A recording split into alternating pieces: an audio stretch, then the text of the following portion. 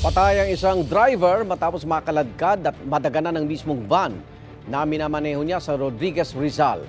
Kung paano ito nangyari, alamin sa unang balita ni EJ Gomez.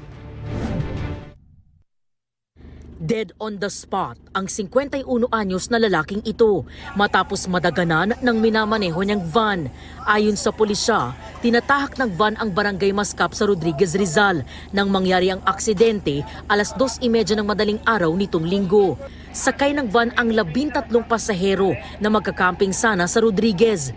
Habang nasa biyahe, may nadaanan daw na lubak ang van kaya't bumaba ang driver para i-check ang sasakyan. Medyo malulong at basa yung kalsada doon sa area.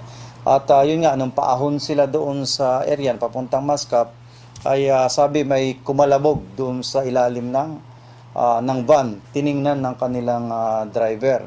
Nakalimutan naman ng driver na mai-handbrake.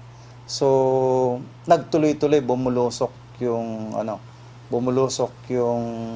yung van at nakaladkad siya, nadaganan siya dahil tumagilid yung van.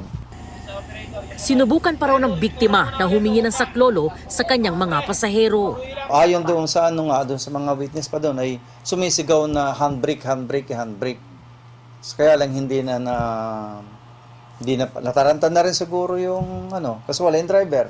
Yung pasahero nataranta na kaya lalo silang nagyagiwang-giwang. Ilan daw sa mga pasahero ang nagtamo ng minor injury.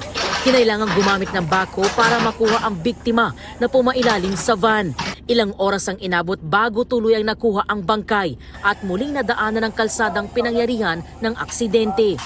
Sinusubukan pa ng GMA Integrated News na kunan ng pahayag ang kaanak ng nasawi na residente ng Dasmariñas, Cavite. Ito ang unang balita. EJ Gomez para sa GMA Integrated News.